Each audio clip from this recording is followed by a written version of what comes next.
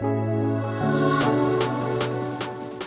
feel like we will, because we're not doing spoiler, no spoiler. We're doing it whatever. We're doing the things. We're saying the facts. We're speaking of facts, telling the truth. figures. We're not messing around bringing it here. to light. This is journalism. Okay.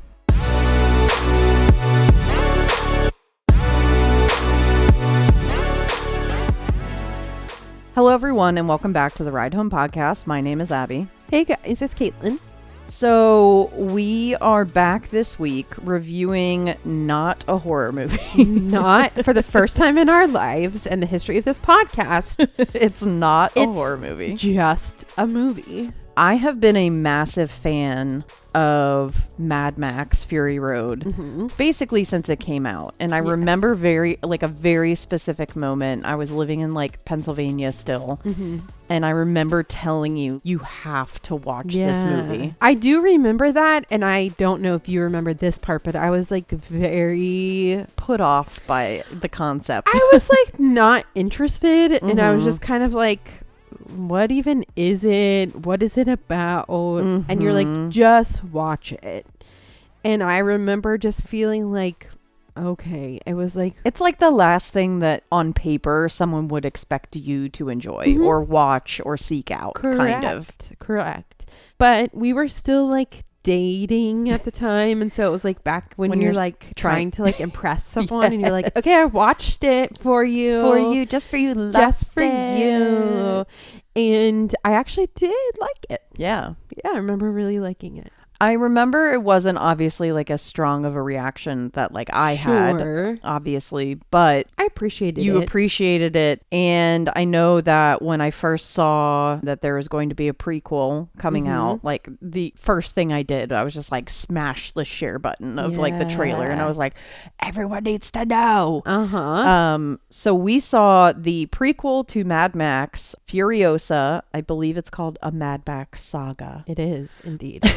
Which they could have just called it Furiosa, to be honest. I think everyone would have figured out that it was from Mad Max because Furiosa is a pretty iconic character. So this movie takes place before Mad Max Fury Road. And so Furiosa is a little bit younger and obviously not played by Charlize Theron, which there obviously are some hesitations about her not being able to play that character because she was so fucking good in Mad Max. But I think having somebody like the caliber of Anya Taylor-Joy jumping into that role, it kind of eased my fears, I guess I would say. And so I ended up being more and more excited to go see it. That being said, could you give us a synopsis and very brief character list, because I feel we only need to mention 2 actors. Yes, I would be happy to. Snatched from the green place of many mothers. Snatched. That's what it starts off with. Snatched from the green place of many mothers. Young Furiosa falls into the hands of a great biker horde led by the warlord Dementis. Sweeping through the wasteland, they come across the Citadel, presided over by the Immortan Joe. As the 2 tyrants fight for dominance, Furiosa soon finds herself in a non-stop battle to make her way home.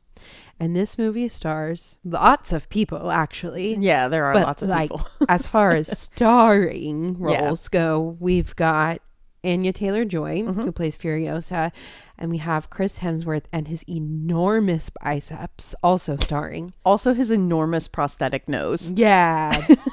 I was mostly distracted by his enormous biceps. Yeah. He plays Dr. Dementis. Which, the fact that he's called Dr. Dementis, I feel they didn't really mention that very often. I missed in the part where he was a doctor. Yeah, But it's fine. It's fine. It was also directed by George Miller. But I really do want to get your opinion first, because I feel these types of movies aren't really your cup of tea. And it's just interesting to hear a different perspective. So Caitlin, what are your thoughts and feelings on Furiosa : a Mad Max Saga? Do you have any inkling or indication of what I felt? Brief indication, just based on what you told your mom. So I may have been trying to throw you off the scent a little bit. Okay. Because I loved this movie. You did? Okay. Yeah, like I really liked this movie. I feel a little bit like Regal might be gaslighting me. Uh-huh. I feel like I have yet to see a movie in RPX that I didn't love. Right. In an RPX theater, it's a very different experience than just a regular movie theater. Right. The seats are more comfortable because they're leather. And It's nicer. luxury. It's You like a love luxury luxury. experience. I love luxury and I love like sensory.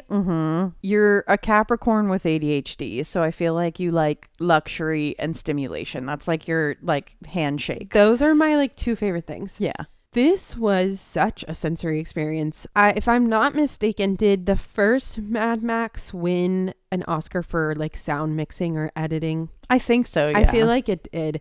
It won a couple of Oscars, and I'm not sure like what they were specifically, but they were all technical for sure. I think for me, from like a sensory and experience perspective, I felt like this was a 10 out of 10.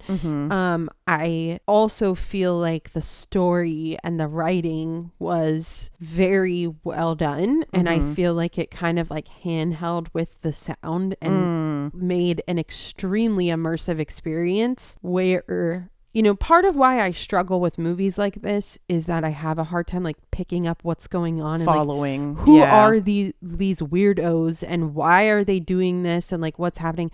But it started and I just immediately was like, I get it. Totally get it. I'm here. I'm on board with everything that's going to happen. And I kind of just went with it and I just let it happen and I didn't question everything. I think that they did a good job of explaining everybody's motivations in this movie because it was very, and some of them were like just straight up like on the nose because like it was like told us Gas Town and Bullet Town. Yeah. So it's like in this universe, you need access to food, gasoline, and bullets. And so basically these three different cities that are all located with each other are basically, it's either you're working together and you're, you know, sharing resources or you're fighting against each other for those resources. And I thought they did a very good job of just explaining like, hey, that's why everybody's doing what they're doing. And I was like, okay, cool. Like, yeah, I feel like that too. And I feel like it helped me kind of keep track of everything and know what was going on. But overall, like, I just thought it was really well done. Curious to know your thoughts, like, because I know you're going to be comparing the two. So I'm curious to know your thoughts. But I really enjoyed it. I thought it was really good. And I thought both Anya Taylor-Joy and Chris Hemsworth were very good in this movie. I'm just going to do like a quick list of my thoughts just to like get them out just so that I don't like miss anything that I want to touch. Number one, Chris Hemsworth, despite being as beautiful as he is, should always play the villain. Correct. Because my God, he was so good. Right? This was the best I've seen Chris Hemsworth act. No, like actually. Because in Thor, like he's just a goofy guy and like he's likable. He's likable and obviously, you know, arguably one of the most handsome human beings to ever exist. Yeah. But I thought this movie, I was like, wow, you know, he really nailed it. He really acted. And not only did he act, but I thought which is funny, he, even more than Furiosa, even more than Anya Taylor-Joy, gave us real and like honest depth. Yeah. Like we understood him. We understood his character.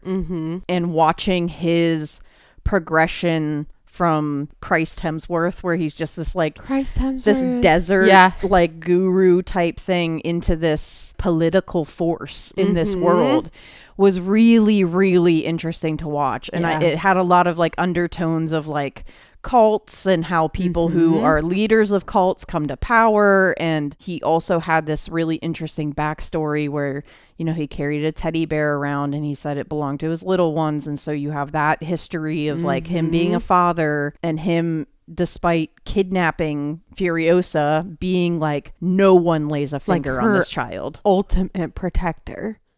So it's like, so he ruined her fucking life, but also will make sure that nobody hurts her. Yeah. And so he was just a very interesting and complex character, and I absolutely loved him. He was so fun to watch in this movie. And honestly, I think that is the one thing that I would put over Mad Max, the first one, is that I thought Dementis was a more interesting villain overall than Immortan Joe was in the first one. Okay. Immortan Joe is who he is. He is what he is in this one as he is in that one. He just seems like this kind of like big, ominous... You know what he reminds me of? What? Emperor Palpatine. Yeah. Like, it's giving that sort of just like all-knowing, all-powerful, shitty person in this universe. He also, for anyone who plays Apex Legends, kind of reminds me of Caustic. Oh, yeah. And so I just like am like... he's just that guy. He's just gas daddy. Yeah. So like, Immortan Joe, I feel like, is just, you kind of... He's weird. He's a creep. He is what he is. There's not a lot of depth there. He's probably not that smart, honestly. So I felt like Chris Hemsworth as a villain was so much better. Number 2, I think that there were some highlights in this movie, kind of crazy action sequences. Like there's the one action sequence that I think it's like 15 minutes long. And it's when they're on the road and that guy with the helicopter bike comes up on them. He's like in the air. That was a crazy scene. That was insane. It was an insane scene. But it was weird. I felt less in awe. I don't know if this is really like hitting my action bug as much as I wanted it to. Okay. Because this one felt way more like political intrigue and like everybody's intentions and motivations and all that. Which I liked. Okay. However, I'm going to get to the thing that I hated. Oh no. Okay. I don't like this part. I'm sorry. Okay. I really and truly did not like the pacing of this movie.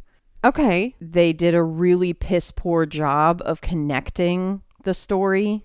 So it was like we had this insular moment happen, and then we fade to black, and then we go to this moment, and then we fade to black, and then we go to this moment, and then we fade to black. It made the movie feel so much longer than it actually was. Okay. And I think the entire time I was sitting there like, just get to the fucking point. Like just get to the sequences. And also if they stopped titling the chapters and fading to black and holding these really long shots, we could have gotten a little bit more information and like interesting scenes where like there's this one scene where I know you had to walk out because you were like grossed out, but she wakes up in this like maggot den with these like women who have these body parts hanging around. And I was like, I want to know what the fuck they're doing. Yeah. And so I felt like there were opportunities where they could have immersed us even more into this world. Okay.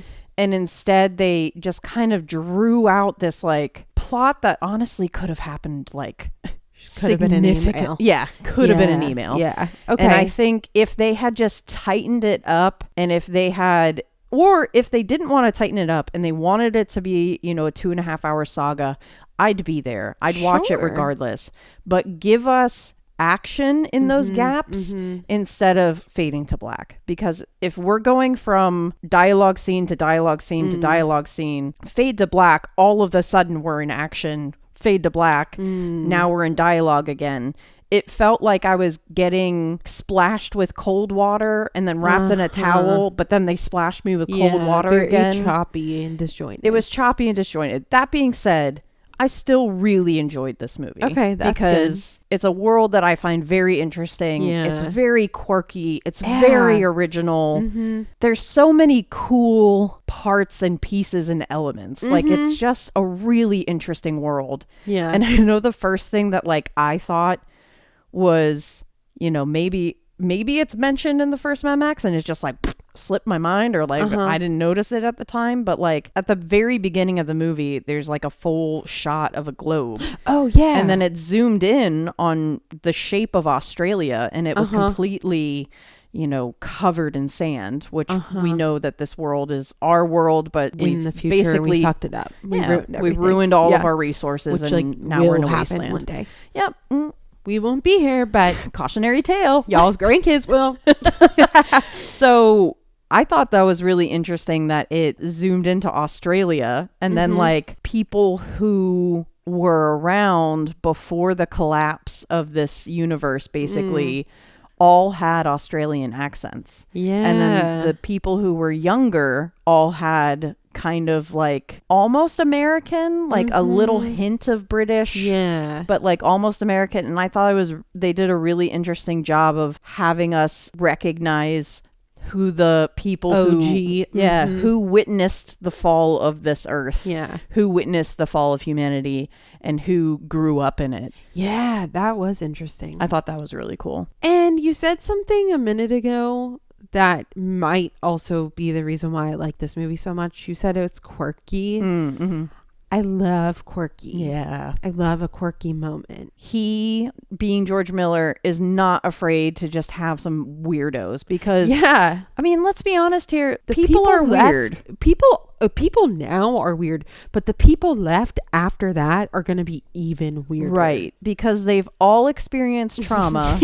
And also, in order to survive in a world like that, I'm just going to say this clearly. The normal people are going to be dead. The normal people are gone. Because you and I, if the world falls, we're going to lay down in our bed and say night-night to the world together. Yep. I'm not doing that.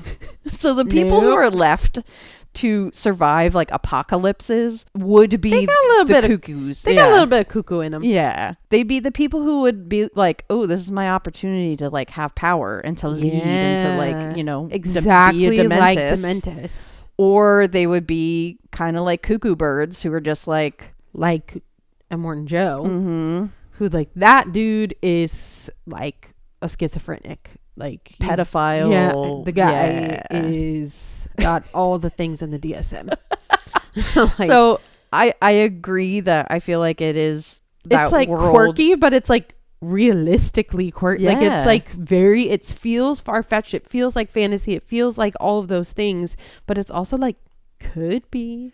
And also if you think about it, the characters in this movie, if you actually like, I'm getting way too deep for Mad Max, but if you look at this world, it's really interesting that besides Furiosa, every single young person is a tool, an item, a follower. And I feel like that, like, even though you would watch it and be like, I mean, how did they get all of these war boys to just follow along? Yeah. You know, how did they get all these bikers to just do what they're doing? And I feel like it does make sense because in that situation, all of these people are being raised with one thing in mind, and that's survival. And no education. Right.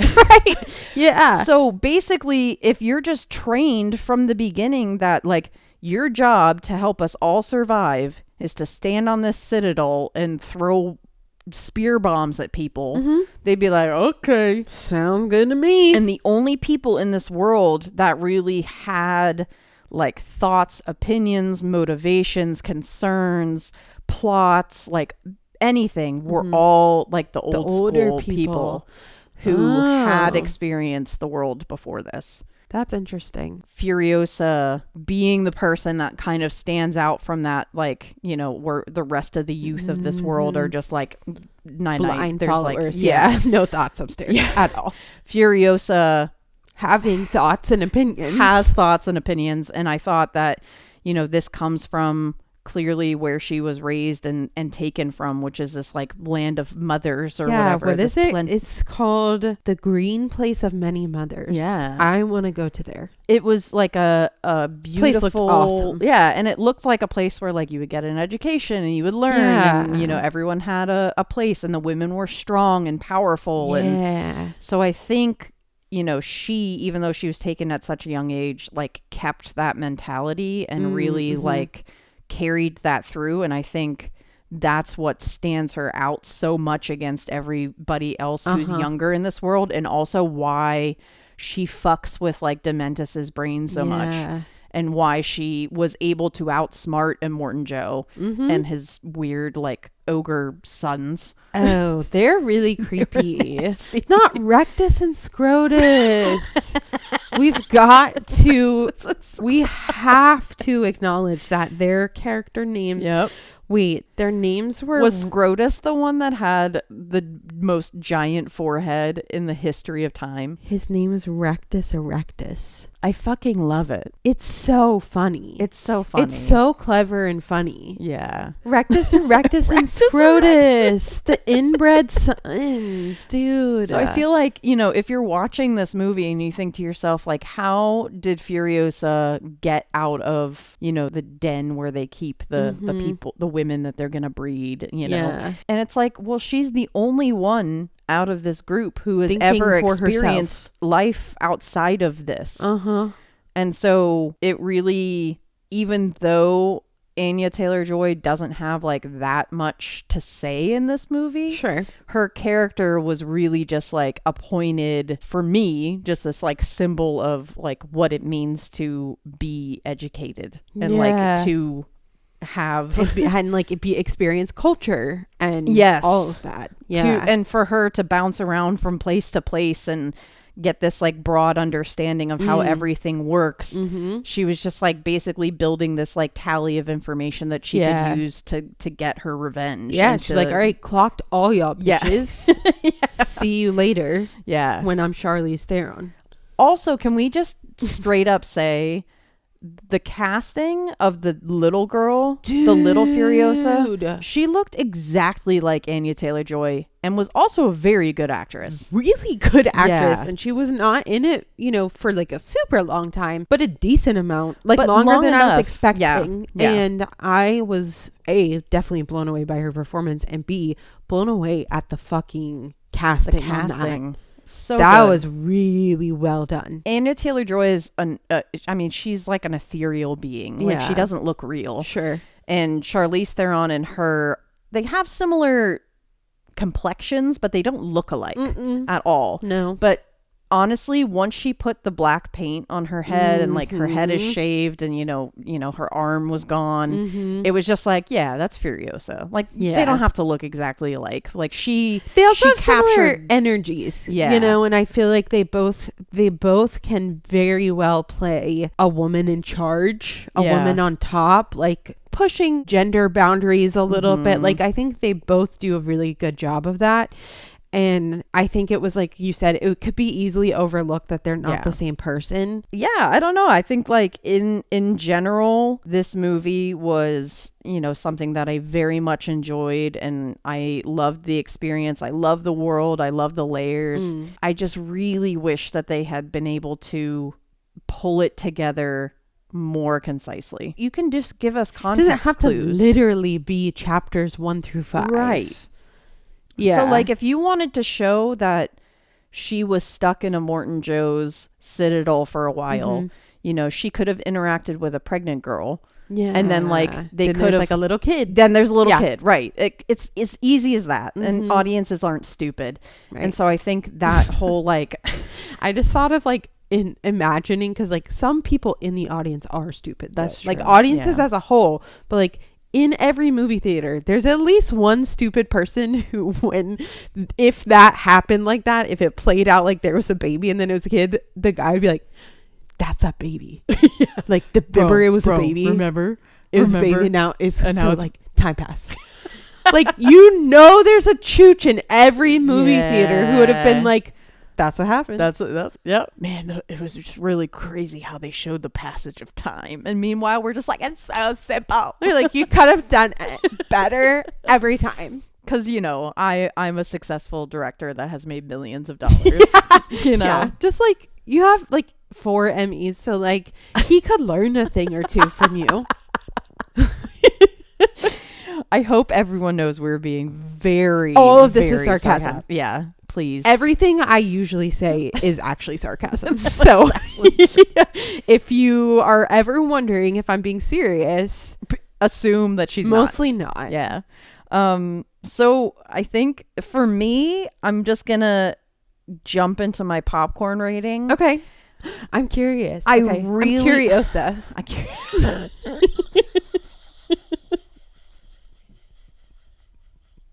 That's the funniest thing you've ever said.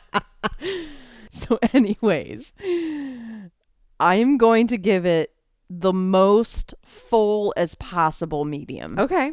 I cannot give it a large. I'm so sorry. Okay. Like, I know everybody is But if I'm like giving the first one a large, this is a medium. Okay. You know what I mean? Yeah. That's fair. But I still do not want to discredit that I thought it was a, very enjoyable experience. Mm-hmm.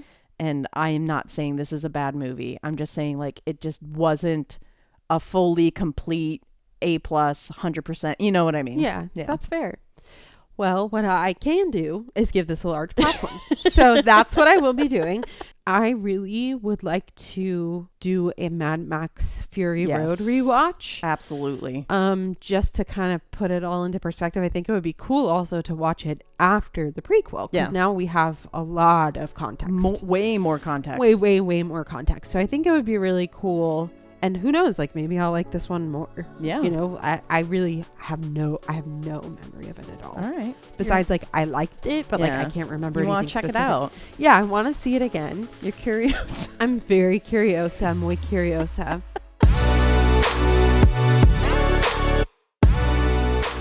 Well, that does it for us. Yes. We're going to hop off and maybe watch Mad Max. Who knows? You never know You where never the night might take you. But we are very much looking forward to the next episode because one of Caitlin's favorite Pixar movies is going to have a sequel. Very psychology, very school counselor. Very school counselor of me. Very school counselor of you. But it'll be interesting to hear your thoughts on it as a school counselor because when the first one came out, I believe you were like fresh into your career or maybe even still in grad school. Yeah, I don't think I had even started and become a school counselor yet. So I'm very interested to hear your opinions on Inside Out 2. Yeah. So we will post on Instagram when that will be coming out, probably the Tuesday after it airs. But until then, we hope you guys have a great rest of your week and we'll see you next time. Thanks for joining us on the ride home.